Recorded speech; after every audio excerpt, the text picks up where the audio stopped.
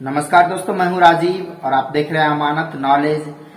दोस्तों, हम जानकारी प्राप्त करेंगे कि कनवा क्या होता है। बहुत सारे लोग जो है इसे कनवा भी बोलते हैं, तो मैं उसी की बात कर रहा हूं, एक जमीन के यूनिट की बात कर रहा हूं कि कनवा क्या होता है। तो दोस्तों, इसको जानेंगे और जानने से पहले आप हमारे चैनल पर नए हैं तो चैनल को सब्सक्राइब कर लीजिए और बेल आइकन प्रेस कर दीजिए, क्योंकि जमीन संबंधित नॉलेजेबल वीडियो मैं आपके लिए लाता रहता हूं। चलिए आगे जानकारी प्राप्त करते हैं। तो दोस्तों, कनवा या कनवा, बहुत सारे जगह लोग कनवा बोलते हैं, बहुत जगह जो है लोग कनवा बोलते हैं। तो आखिर ये है क्या? बहुत सारे आदमी इस शब्द से कंफ्यूज हैं, तो मैंने सोचा क्यों ना इसको क्लियर कर दिया जाए, ताकि अच्छी तरह आप लोग समझ जाएं कि कनवा या फिर कनवा क्या है। तो दोस्तों, कनवा जो है वह एक तरह का यूनिट है।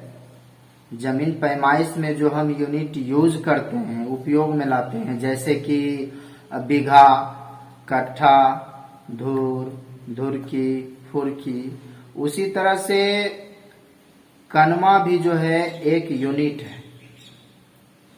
ठीक है, वो जो है आपको कनवा, ये धूर के बाद धुरकी आता है, तो बहुत सारा जगह जो है वहां पर धुरकी की जगह जो है कनवा यूज किया जाता है। ठीक है, लेकिन दोनों में अंतर है। दोनों में अंतर क्या है, इसे भी आप अच्छी तरह से समझ लें। है दोनों यूनिट ही। जैसे मान लीजिए कि कहीं पर देखा जाता है कि अगर किसी का जमीन इस तरह से है, मान लीजिए कि किसी का जमीन है 5 बीघा 10 कट्ठा,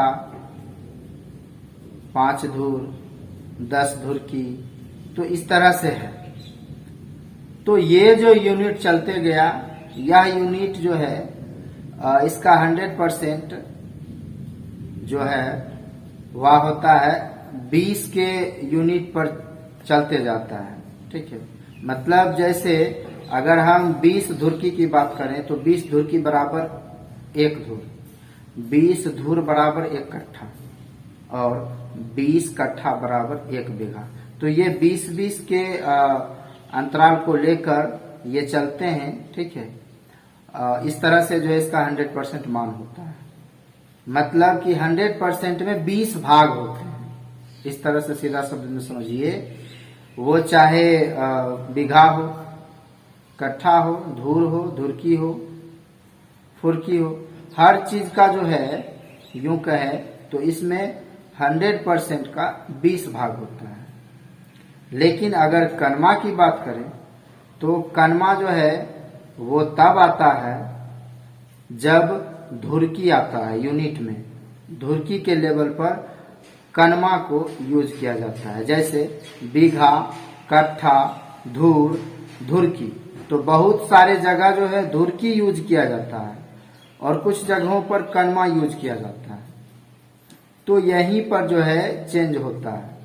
तो अब जो है धुरकी जो है, धुरकी जब 100% है तो उसमें हम 20 से भाग देते हैं। लेकिन अगर कनवा की बात करें तो कनवा में 16 से भाग करना पड़ता है। 100% का 16 भाग कनवा होता है। ठीक है, जिस तरह से हम लोग पहले जो हमारे पूर्वज हुआ करते थे, उनसे आप या फिर हो सकता है अपने पिताजी से भी आप पता कर सकते हैं कि पहले 16 आना चलता था। ठीक है, और कुछ दिन पहले की बात करें तो हम भी देखे हैं और बहुत सारे लोगों ने देखा है कि 50 पैसे को जो है 8 आना कहा जाता था, जबकि वह 50% है रुपये का। 1 रुपये का 50% है 50 पैसे, लेकिन उसको 8 आना कहा जाता था। 25 पैसे को 4 आना कहा जाता था। उसी तरह से 1 रुपये को 16 आना कहा जाता था। तो इसीलिए 100% जो होता है उसका जो होता है उसमें 16 से भाग देते हैं। तो वह जो यूनिट चलता है, वह यूनिट जो होता है 100% है तो उसमें 16 से भाग देते हैं। इसलिए कनवा और धुरकी में यही अंतर है। तो बहुत सारे जगह जो है वहां धुरकी यूज किया जाता है बहुत सारे जगहों पर कनमा यूज किया जाता है। तो कनमा को मुख्य रूप से आप ये समझिए, ठीक है, कि उसमें हम धूर में जो है 20 से भाग देते हैं और जहां कनमा लिखा हुआ है वहां पर जो है हम 16 से भाग देते हैं।